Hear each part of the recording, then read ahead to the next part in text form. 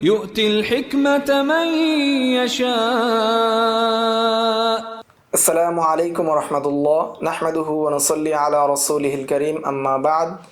আজকের এই দর্শে আমরা আলোচনা করব জরাতাদিলের তৃতীয় কিতাব কিতাবুস সিকাত লি ইবনে হিব্বান এই কিতাব সম্পর্কে। এই কিতাবের লেখক হলেন ইমাম হাফেজ আল মুজাউইদ শাইখ খোরাসান আবু হাতেম মুহাম্মদ ইবনে হিব্বান ইবনে আহমদ ইবনে হিব্বান আত-তামিমি আদ-দারিমি আল বুস্তি সাহিবুল কুতুবিল মাশহুরাতি ওয়াল মুসান্নাফাতিল মুতানাওয়িআ। তিনি অনেক প্রসিদ্ধ কিতাবের জনক এবং বিভিন্ন ধরনের কিতাবের লেখক। তিনি 270 হিজরির পরে জন্মগ্রহণ করেন এবং 354 হিজরিতে ইন্তেকাল করেন। এখন আমরা আলোচনা করব ইবনে হিব্বানের কিতাবের মানহাজ সম্পর্কে, অর্থাৎ কিতাবুস সিকাতের মানহাজ সম্পর্কে। এই কিতাবের লেখক অর্থাৎ ইলমুর রিজালের লেখক মুহাম্মদ ইবনে মাতর আজ-জাহরানি তিনি বলেন যে ইবনে হিব্বানের কিতাব আস-সিকাতের মানহাজ সম্পর্কে মুতাআখিরিন উলামা ইকরামদের থেকে অনেক কালাম পাওয়া যায়, কিন্তু আমি মুতাকাদ্দিমিন অর্থাৎ 6ষ্ঠ হিজরির পূর্বে কারো থেকে এই বিষয়ে কোনো ধরনের কালাম বা কোনো ধরনের কথা আমি পাইনি। যে তার মানহাজ সম্পর্কে জানতে হলে সর্বোত্তম হবে তিনি যা উল্লেখ করেছেন তার মুকাদ্দমার মধ্যে সেটা জানা। তিনি তার মুকাদ্দমার মধ্যে তিনি বলেছেন, আমি দুটি কিতাব লিখবো, যে দুটি কিতাবের মধ্যে যারা ইলমকে গ্রহণ করেছেন তাদের জীবনী নিয়ে আমি দুটি কিতাব উল্লেখ করব বা দুটি কিতাব লিখব। প্রথম কিতাবটি আমি লিখব যারা মুহাদ্দিসদের মধ্যে সাকা ছিলেন তাদেরকে আমি উল্লেখ করব, এবং দ্বিতীয় আরেকটি কিতাব লিখব, সেই কিতাবের মধ্যে দুআফা এবং মাতরুকিনদেরকে উল্লেখ করব। এবং শুরু করব আমি কিতাবুস সিকা অর্থাৎ সাকা রাবীদেরকে বা সাকা রাবীদের যে কিতাব সেই কিতাব দ্বারা আমি শুরু করব। তাদের যে অবস্থা রয়েছে সেগুলোকে আমি বিভিন্নভাবে উল্লেখ করব। প্রথমে আমি শুরু করব এই কিতাবটি রাসূল সাল্লাল্লাহু আলাইহি ওয়াসাল্লাম বা মুহাম্মদ মুস্তাফা সাল্লাল্লাহু আলাইহি ওয়াসাল্লামের জীবনী দ্বারা, তার জন্ম, তার নবুয়ত প্রাপ্তি, তার হিজরত এবং আল্লাহ তাআলা তাকে জান্নাতে নেওয়া পর্যন্ত যে সমস্ত বিষয়গুলো ঘটে গিয়েছে সেইগুলো দ্বারা আমি শুরু করব। এরপর আমি খোলাফায়ে রাশিদিনের যে যুগ ছিল, যে সময়টা ছিল, সেই সময়ের মধ্যে যে বিষয়গুলো ঘটনা ঘটে গিয়েছে আলী রাদিয়াল্লাহু তাআলা আনহুর শাহাদাত পর্যন্ত, সেই বিষয়গুলোকে আমি উল্লেখ করব।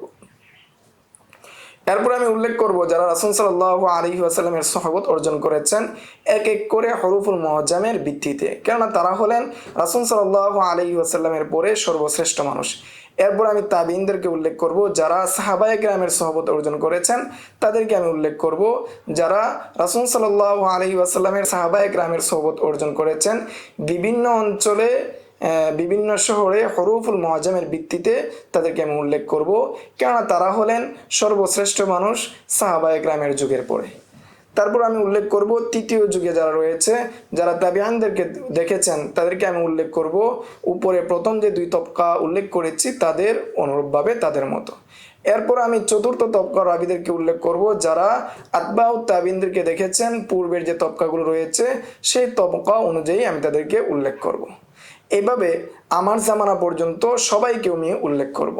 তবে আমি আমার এই কিতাবের মধ্যে তাদেরকে উল্লেখ করব যাদের বর্ণনা দ্বারা বা যাদের খবর দ্বারা ইহতিজাজ করা যায়, দলিল পেশ করা যায়, তাদেরকে শুধু আমি উল্লেখ করব, অন্য কাউকে আমি উল্লেখ করব না।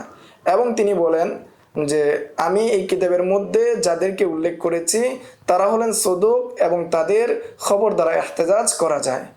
যদি এর বিপরীত হয়, যে দেখা যাচ্ছে যে তাদের বর্ণনা দ্বারা ইহতিজাজ করা যাচ্ছে না, তখন 5টি বিষয়ের একটি বিষয় থেকে খালি হবে না। 1 নাম্বার, হয়তো তার পূর্বের যে শায়খ রয়েছে, তার উপরে যে শায়খ রয়েছে যার নাম আমার কিতাবের মধ্যে আমি উল্লেখ করেছি, তিনি হলেন যায়েফ, তার খবর দ্বারা বা তার রেওয়ায়াত দ্বারা ইহতিজাজ করা যায় না, এই জন্য তিনি সাকা কিতাবের মধ্যে উল্লেখ হওয়া সত্ত্বেও তার খবর দ্বারা ইহতিজাজ করা যাচ্ছে না বা তার খবরটা যায়েফ হয়ে যাচ্ছে। 2 নাম্বার, হয়তো রাবি ওয়াহিন পর্যায়ে হবেন, অর্থাৎ তার ওয়াহাম হবে, যে ওয়াহামের কারণে অর্থাৎ এই বর্ণনার ক্ষেত্রে সে ওয়াহাম হয়েছে তার, যার কারণে তার এই রেওয়ায়াত দ্বারা ইহতিজাজ করা যাচ্ছে না। 3 নাম্বার, খবরটা হয়তো মুরসাল হবে, শুধু এই বর্ণনাটা, যে মুরসালটা হুজ্জত হয় না। 4 নাম্বার, হয়তো এই বর্ণনাটা মুনকাতে হবে, যে মুনকাতে বর্ণনাটা হুজ্জত হয় না। 5 নাম্বার, ওই বর্ণনার মধ্যে হয়তো কোনো মুদাল্লিস রাবি থাকবে যে তার সামাআত তার শাইখ থেকে যে শুনেছে সেই সামাআতকে উল্লেখ করে নাই, যার কারণে তার এই রাওয়ায়াতটা হুজ্জত পর্যায়ে হয় নাই। এরপর তিনি বলেন, আমি শাইখের পর শাইখ এমন শাইখদেরকে উল্লেখ করেছি, যে একজন শাইখের পর একজন শাইখ উল্লেখ করতে গিয়ে আমি এমন শাইখদেরকে উল্লেখ করেছি যাদেরকে কতক উলামায়ে কেরামগণ তাদের হিফজ করেছেন, কতক উলামায়ে কেরামগণ তাওসীক করেছেন। তারপর আমার নিকট বিশুদ্ধ দলিল প্রমাণ দ্বারা সুস্পষ্ট হয়েছে যে তারা সাকারাবি। তাদেরকে আমি আমার আরেকটি কিতাব আল ফাসলু বাইনান নাকলা সেই কিতাবের মধ্যে আমি উল্লেখ করেছি, এবং তাদেরকে আমি সেখানে উল্লেখ করেছি যাদের দ্বারা দলিল দেওয়া বা যাদের খবর দ্বারা ইহতিজাজ করা সহিহ। এবং তাদের মধ্যে আবার কতক রাবী এমন রয়েছেন যারা যায়েফ, সুস্পষ্ট দলিল-আদিল্লার মাধ্যমে প্রমাণিত হয়েছে আমার নিকট, তাদেরকেও আমি আল ফাসলু বাইনান নাকলা কিতাবের মধ্যে উল্লেখ করেছি। কিন্তু আমার এই কিতাবুস সাকার মধ্যে আমি তাদেরকে উল্লেখ করি নাই, বরং তাদেরকে আমি উল্লেখ করেছি কিতাবুদ দুআফার মধ্যে, কেননা তাদের রেওয়ায়াত দ্বারা বা তাদের খবর দ্বারা ইহতিজাজ করা সহিহ নয়। এই কিতাবের মধ্যে আমি যে সমস্ত রাবীদেরকে উল্লেখ করেছি, পূর্বে যে আমরা 5টি খিসাল বা 5টি বিষয় নিয়ে আলোচনা করেছি, সেই বিষয় থেকে যদি খালি হয় তাহলে তারা আদেল এবং তাদের দলিল দ্বারা ইহতিজাজ করা যাবে, যতক্ষণ না তার বিপরীতে অর্থাৎ আদেল হওয়ার বিপরীতে অন্য কোনো বিষয় প্রকাশ না পায়, ততক্ষণ পর্যন্ত তাদের বর্ণনা দ্বারা দলিল দেওয়া যাবে। কেননা মানুষদেরকে তার থেকে যেটা গায়েব, যেটা লুকিয়ে আছে, সেই বিষয়ের উপর তাকে মুকাল্লাফ বানানো হয় নাই, সেই বিষয়টা তার উপর শরীয়ত চাপিয়ে দেয় নাই। কেননা মানুষদেরকে শুধু জাহের যে বিষয়গুলো রয়েছে, স্পষ্ট যে বিষয়গুলো রয়েছে, সেটার উপর তাকে মুকাল্লাফ বানানো হয়েছে। এরপর তিনি বলেন, সর্বোত্তম মানুষ সাহাবায়ে কেরামের পরে যারা রাসূল সাল্লাল্লাহু আলাইহি ওয়াসাল্লামের সুহবত অর্জন করেছেন, রাসূল সাল্লাল্লাহু আলাইহি ওয়াসাল্লামের সাহাবাদের থেকে দিনকে মুখস্থ করেছেন বা দিনকে গ্রহণ করেছেন এবং সুনানকে মুখস্থ করেছেন। এরপর আমি তাদের নামগুলোকে উল্লেখ করব, যে আমি পূর্ব থেকে পশ্চিম পর্যন্ত যে সমস্ত ব্যক্তিদের নাম আমি জানি তাদের নামগুলোকে আমি উল্লেখ করব হরুফুল মুআজ্জামের ভিত্তিতে। কেননা হরুফুল মুআজ্জামের ভিত্তিতে যদি উল্লেখ করা হয়, একজন ছাত্রের জন্য মুখস্থ করা, অনুসন্ধান করার ক্ষেত্রে উদ্যমতা তৈরি হয়। সে উদ্যমতার সাথে সে যে কোনো রাবীর নাম অনুসন্ধান করতে পারে। এবং একজন প্রাথমিক ছাত্রের জন্য বা প্রাথমিক ব্যক্তির জন্য এই বিষয়ে বা হরফুল মুআজ্জামের ভিত্তিতে উল্লেখ করলে সে সহজে অনুসন্ধান করতে পারে। তবে আমার এই কিতাবের মধ্যে যাদের বয়স বেশি, অথবা যার মৃত্যু পরে হয়েছে অথবা আগে হয়েছে, অথবা মানুষের মধ্যে যার জালালত বেশি, সম্মান বেশি, এই বিষয়গুলোকে আমি উল্লেখ করব না, এই বিষয়গুলোকে আমি ধর্তব্য করব না, বরং আমি এই কিতাবের মধ্যে তারতিব রক্ষা করার ক্ষেত্রে বা তবকা রক্ষা করার ক্ষেত্রে শুধু আমি লেখাকেই সাব্যস্ত করব। লেখার মাধ্যমে সমস্ত ব্যক্তি, অর্থাৎ বয়স কম বেশি, জালালত কম হওয়া বেশি হওয়া, সবাইকে এক তবকার মধ্যে অন্তর্ভুক্ত করে দেবে। এবং তাদের মধ্য থেকে যাদের আমি নসব সম্পর্কে জানি, যাদের যোগ্যতা সম্পর্কে জানি, সেই বিষয়গুলোকে আমি উল্লেখ করব। এবং আমি তাদের শায়েখ কারা এবং তার থেকে কারা হাদিস বর্ণনা করেছেন তাদেরকে আমি উল্লেখ করব, যাতে করে পরবর্তীতে যারা আসবে তারা তাদের সম্পর্কে তাআম্মুল করতে, বুঝতে সহজ হয়ে যায়। সর্বশেষে আমি চতুর্থ তবকার রাবীদেরকে উল্লেখ করব। যদিও কোনো রাবীর ওফাত পূর্বে হয়েছে এবং কোনো রাবীর ওফাত পরে হয়েছে, তাদের মধ্যে 100 বছরের ব্যবধান, তারপরে আমি শুধু লেখার ভিত্তিতে, লেখার দিক থেকে এক স্তরে হওয়ার কারণে আমি তাদেরকে চতুর্থ তবকায় নিয়ে আসব। এবং যার মাঝে এবং রাসূলের মাঝে একজন ব্যক্তি, তাকে আমি তাবিঈনদের মধ্যে নিয়ে আসবো, তাবিঈনদের মধ্যে অন্তর্ভুক্ত করব। এবং যার মাঝে এবং রাসূলের মাঝে 2 জন ব্যক্তি রয়েছে, তাকে আমি তবে তাবিঈনদের মধ্যে অন্তর্ভুক্ত করব। এবং যার মাঝে এবং রাসূলের মাঝে 3 জন রয়েছে, তাকে আমি তাবিউল আতবা মধ্যে অন্তর্ভুক্ত করব। এবং এই ক্ষেত্রে আমি মুদাল্লিস এবং দুআফা রাবীদেরকে আমি বিবেচনা করব না, তাদের রেওয়ায়াতগুলোকে আমি গ্রহণ করব না। এখন আমরা আলোচনা করব ইবনে হিব্বানের মজহুল রাবীদেরকে তাওসীক করার বিষয়ে উলামায়ে কেরামের মতামত সম্পর্কে আমরা আলোচনা করব। 1 নাম্বার, ইবনে হাজার তিনি বলেন যে ইবনে হিব্বান যে বলেছেন, ইন্নান নাসা আলা সলাহি ওয়াল আদালাতি হাত্তা ইয়াতাবায়্যানা মিনহুম মা ইউজিবুল কদর, যে মানুষ সলা এবং আদালত, অর্থাৎ সে আদালতের উপর থাকবে যতক্ষণ না তার থেকে কদাহ যে জিনিসটা তাকে জড়া করতে আবশ্যক করে সেই বিষয়টা প্রকাশ না পাবে ততক্ষণ পর্যন্ত সে আদালতের উপর থাকবে। এটা হলো ইবনে হিব্বানের এই মত। আর এটা হলো যাদের থেকে মশহুর ব্যক্তিরা বর্ণনা করেছেন তাদের হুকুম। আর যে সমস্ত মজহুল যাদের থেকে একমাত্র যায়েফরা বর্ণনা করেছেন তারা মাত্র তাদের আপন অবস্থায় থাকবে। ইবনে হিব্বানের যে মত বা মতদর্শ তিনি যেদিকে গিয়েছেন সেটা হলো যে একজন ব্যক্তি থেকে জাহালাত নফি হয়ে যাবে বা জাহালাতুল আইন দূর হয়ে যাবে এবং সে জাহালাত আদালতের উপর থাকবে যতক্ষণ না তার থেকে জরা প্রকাশ পায়, তার বিষয়ে জরা প্রকাশ পায় ততক্ষণ পর্যন্ত সে আদালতের উপর থাকবে।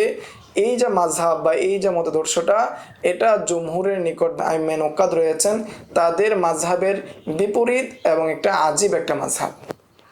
এই যে তার মাসলাক বা তার পদ্ধতি বা তার চিন্তা, এই চিন্তাকে তিনি বাস্তবায়ন করেছেন বা এই চিন্তা অনুযায়ী তার কিতাব লিখেছেন আস-সিকা। ফলে তিনি অনেক মজহুল রাবিকে উল্লেখ করেছেন যাদেরকে আবু হাতেম সহ অন্যান্যরা মজহুল বলে উল্লেখ করেছেন, মজহুল হিসাবে তাদের কিতাবে স্থান দিয়েছেন। কেমন যেন ইবনে হিব্বানের নিকট জাহালাতুল আইন অর্থাৎ সত্যাগত ও পরিচয় সেটা কোনো মশহুর ব্যক্তির রেওয়ায়তের মাধ্যমে দূর হয়ে যায়। আর এটা তার শেখ ইবনে খুজাইমারও মানহাজ বা তারও এটা মতামত। কিন্তু জাহালাতুল হাল যেটা রয়েছে সেটা বাকি থেকে যাবে অন্যান্যদের নিকটও, তাদের নিকট যেভাবে বাকি থাকে অন্যান্যদের নিকটও বাকি থাকবে। ইবনে হিব্বানের যে মাযহাব, এই মাযহাব সম্পর্কে উলামায়ে কেরামের দ্বিতীয় মত হলো যে হাফেজ সুয়ুতি রাহিমাহুল্লাহ তিনি বলেন কোনো রাবি সম্পর্কে যদি জরা তাদিল না থাকে এবং তার থেকে যারা বর্ণনা করেছেন এবং তিনি যার থেকে বর্ণনা করেছেন সবাই যদি সাকা হন এবং তার থেকে যদি কোনো মুনকার হাদিস না আসে তাহলে সে সাকা, এটা ইবনে হিব্বানের নিকট। এবং এই নীতির ভিত্তিতেই তিনি তার কিতাবুস সাকার মধ্যে অনেক রাবিদেরকে তিনি নিয়ে এসেছেন। কিন্তু তিনি যখন এমন রাবিদেরকে সাকা বলেছেন, এমন রাবিদেরকে সাকা হিসাবে সাব্যস্ত করেছেন যাদের হালত জানা যায় না, যাদের অবস্থা জানা যায় না, তখন তার উপর এতরাজ করা হয়। কিন্তু যখন কোনো রাবি থেকে সাকা রাবি বর্ণনা করেছেন এবং তিনিও সাকা রাবি থেকে বর্ণনা করেছেন, তিনি যদি তার থেকে কোনো ধরনের মুনকার হাদিস যদি না পাওয়া যায় তাহলে সে রাবি সাকা হওয়া সেই বিষয়ে কোনো ধরনের এহতেরাজ নাই বা সেই বিষয়ে কোনো ধরনের আপত্তি নেই। 3 নম্বর মত আব্দুর রহমান আল মুআল্লিমি তিনি বলেন যে ইবনে হিব্বান তার সাকার মধ্যে কখনো উল্লেখ করেছেন যে বুখারী যাদেরকে তিনি তার তারিখের মধ্যে কুদামা হিসাবে উল্লেখ করেছেন তাদেরকে তিনি তার কিতাবের মধ্যে সাকা কিতাবের মধ্যে উল্লেখ করেছেন। যদিও ওই রাবি থেকে কে বর্ণনা করেছে এবং তিনি কার থেকে বর্ণনা করেছে সেই বিষয়টা না জানা যায় বা জানা যায় না, তারপরেও তিনি তার সাকা কিতাবের মধ্যে উল্লেখ করেছেন। কিন্তু কখনো কখনো ইবনে হিব্বান তাসাদ্দুদি অবলম্বন করেছেন, তাআন্নুত করেছেন যখন কোনো রাবির রেওয়ায়েতের মধ্যে মুনকার পাওয়া যায় তখন তার ক্ষেত্রে তিনি তাসাদ্দুদি অবলম্বন করেছেন। যদিও সেই ব্যক্তি প্রসিদ্ধ, রেওয়ায়েতের ক্ষেত্রে প্রসিদ্ধ, তারপরেও তার ক্ষেত্রে তিনি তাসাদ্দুদি অবলম্বন করেছেন। এবং আইজলি তার এই যে মানহাজ রয়েছে মজহুল রাবিদেরকে তাওসীক করার বিষয়ে এবং আইজলি তার নিকটবর্তী অর্থাৎ ইবনে হিব্বানের নিকটবর্তী মজহুল রাবিদেরকে অর্থাৎ কুদামা যে মজহুল রাবি রয়েছে অর্থাৎ তাবিঈনদের মধ্যে যে যারা মজহুল রাবি রয়েছে তাদেরকে তাওসীকের ক্ষেত্রে আইজলিও ইবনে হিব্বানের মাযহাবের কাছাকাছি। এমনিভাবে মুহাম্মদ ইবনে সাআদ, ইবনে মুআইন, নাসাই অন্যান্যরা তারা তাবিঈনদের মধ্য থেকে এবং আতবায়ে তাবিঈনদের মধ্য থেকে যারা মজহুল রয়েছেন তাদেরকে তাওসীক করার বিষয়ে ইবনে হিব্বানের মতোই।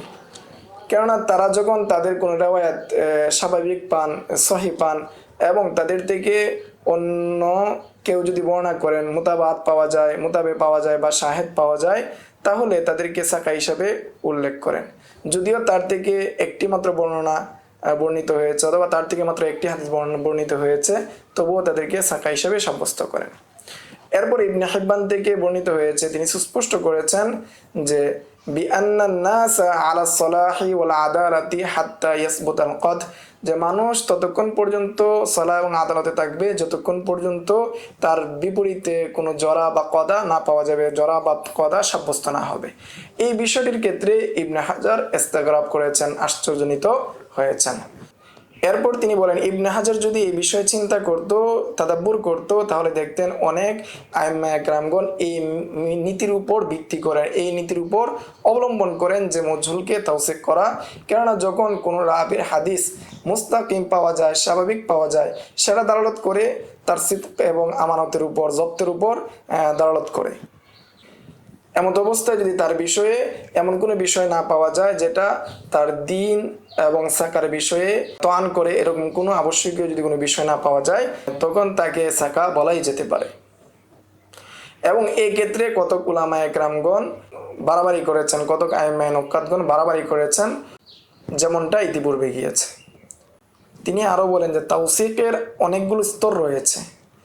প্রথম স্তর হলো যে সুস্পষ্টভাবে বলা যে কানা মুতকিনান আও মুস্তাকিম আল হাদিস ওয়া নাহওয়া যালিক, যে লোকটি মুতকিন অথবা হাদিসের ক্ষেত্রে সে মুস্তাকিম, এইভাবে বলা, এটা হলো প্রথম স্তর। দ্বিতীয় স্তর হলো আন ইয়াকুনা রাজুলু মিন শুয়ুখিহি আল্লাযী জালাসাহুম ওয়া খাবারাহুম, অথবা যে তারা হবে তার শায়েখদের থেকে, অথবা যাদেরকে তিনি সংবাদ দিয়েছেন তার ছাত্র, তাদের থেকে হবে। তৃতীয় স্তর হলো যে তিনি প্রসিদ্ধ হবেন হাদিস বেশি বর্ণনা করার ক্ষেত্রে, এবং ইবনে হিব্বান সেটা তারপর অনেক হাদিস থেকে তিনি জেনেছেন এবং তাকে তিনি তাওসীক করেছেন। এটা হলো তৃতীয় স্তর। চতুর্থ হলো তার কালাম অথবা অন্য কোনো ব্যক্তি থেকে তিনি জানবেন যে তিনি সাকারাবি। পঞ্চম, ওই চারটি যে স্তর রয়েছে বা চারটি যে মাধ্যম রয়েছে সেটা ব্যতীত বাকি যেগুলো রয়েছে সেগুলো।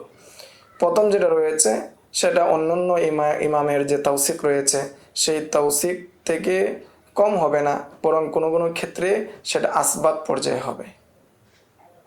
দ্বিতীয় স্তর হলো প্রথম স্তরের কাছাকাছি, এবং তৃতীয় স্তর মাকবুল, এবং চতুর্থ স্তর সালেহ, এবং পঞ্চম স্তরের ক্ষেত্রে এখানে খলল থেকে নিরাপদ মনে করা হয় না বা খলল থেকে নিরাপদ নয়।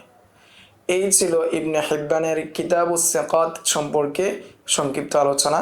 আসসালামু আলাইকুম ওয়া রাহমাতুল্লাহ। ومن يؤت الحكمة فقد أوتي خيرا كثيرا وما يذكر إلا أولو